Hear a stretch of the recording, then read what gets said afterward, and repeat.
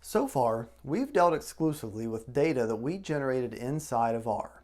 In most cases though, your data will probably exist outside of R, and you'll find yourself needing to import the data set, maybe to clean it, perform statistical analyses, or plot results. In this video, I'll cover common methods for reading data into and writing data out of R.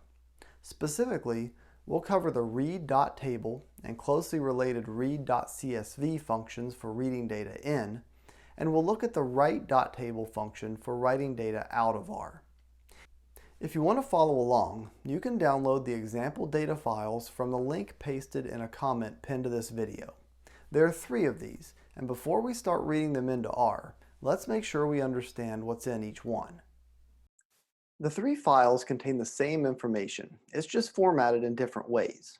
The formats are indicated by the extensions on the file names, .csv, .txt, and .xlsx.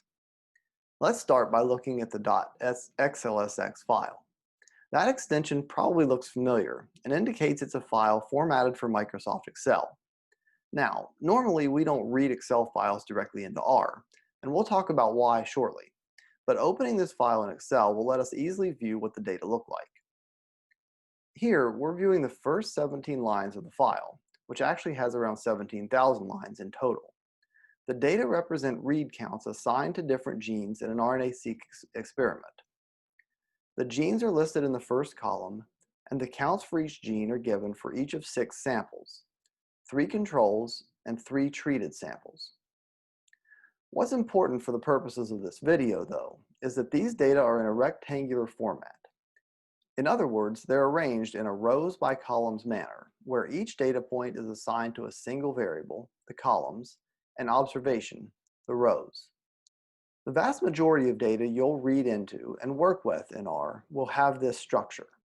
Further, all the cells in the data set should be filled, or in other words, all of the rows should have the same number of items in them. One exception to this, which we see in this example, is the first row. In this data file, the first row has 6 entries, while all the other rows have 7.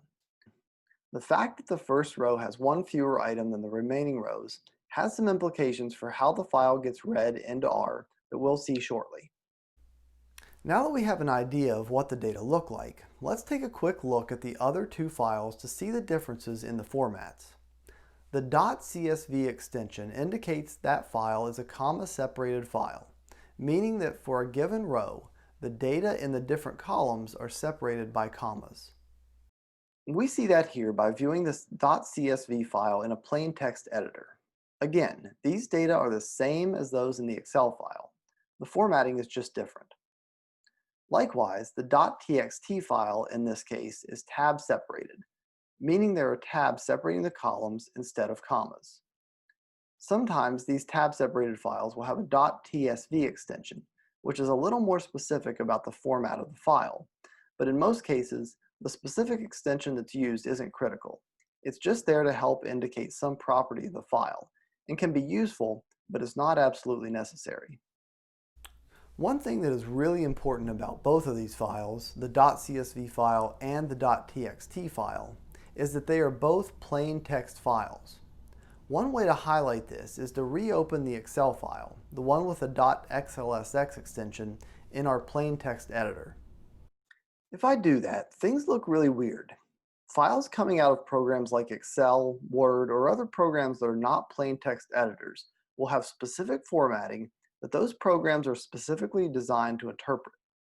This is why I said you typically don't read Excel files directly into R. They're not plain text files, and R won't know how to interpret them. There's an easy way to handle data coming out of a program like Excel, though. You just need to save the file as plain text. In Excel, go to File, Save As, and in the drop-down box for the file format, select either comma-separated values or tab-delimited text. Those would create files that are equivalent to our .csv and .txt example files, respectively. Now that we're clear about file formats, we can start reading the data into R. Let's start with the read.table function. The first thing we'll do is take a look at its help page. The description says it creates a data frame from data in table format, which is basically that rectangular row column format we just talked about. We can also see there are quite a few arguments that can be passed to this function. Fortunately, there are just a few that you'll need to work with in most cases. The three most important ones are file, which you'll have to specify every time, and then header and sep, which are also used fairly often. For now, these three are all we'll need to focus on. Scrolling down to check the details for each of these, we see the file argument defines the name of the file the data are stored in, or the full path to that file if it's not in your current working directory. The header argument is illogical, meaning it can be set as either true or false to indicate whether the variables or columns have headers. It also notes that if it's not specified, the presence of a header row is inferred from the data. The sep argument tells R what character is used to separate the different columns on a line. This description also clarifies that if sep is set to 2 double quotes with nothing inside, which it says is the default for read.table, this basically means any white space, spaces, or tabs will be used to separate columns. Now that we have the function name and the necessary arguments, we can read the file in. We'll start with the .txt file, which, as we saw before, uses tabs to separate the columns. Let's just try reading this in the simplest way possible, using all of the defaults for read.table. You're almost always going to assign the results of read.table as a new object, as otherwise the data frame will just be printed to the screen, and that doesn't allow you to do anything more than view it.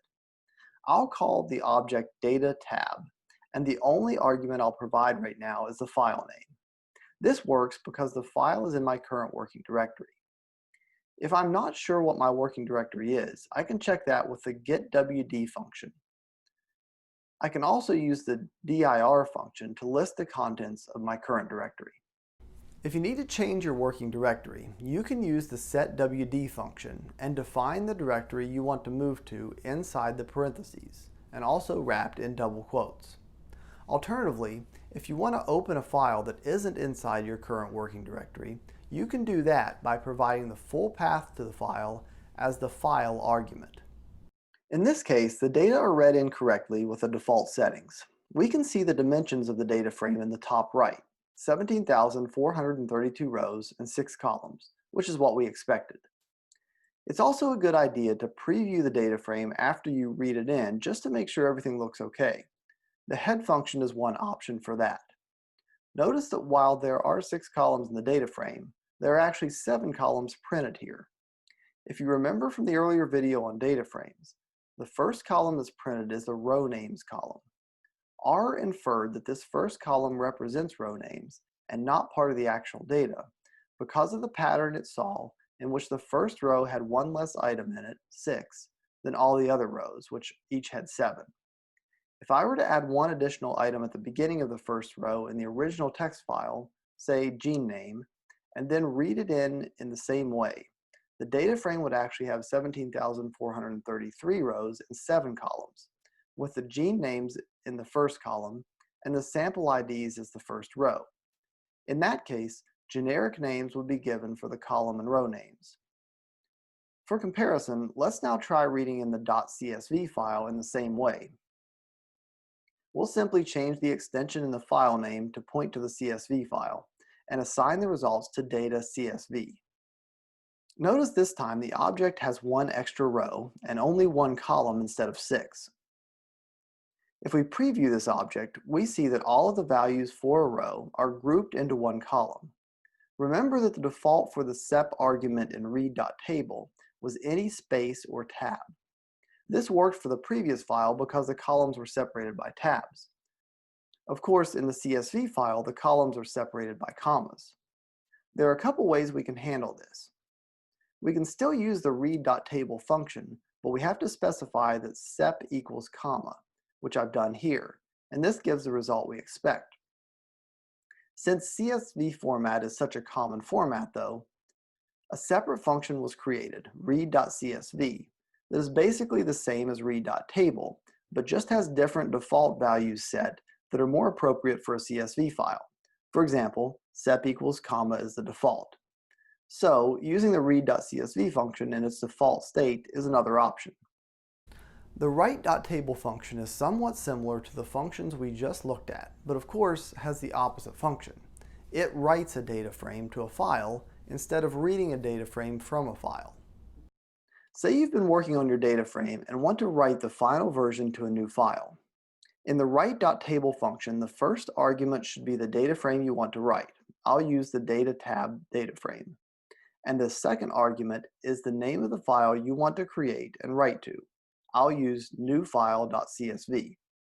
Since I'm giving it a CSV extension, the columns in the file should be separated with commas.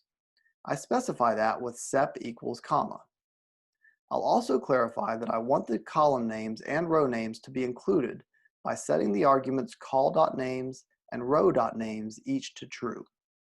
While there are more efficient ways of achieving this, here we have effectively taken a tab-separated file and converted it to a comma-separated file by reading the tab-separated version into R and then writing it back out of R to a new file that has commas as the delimiters.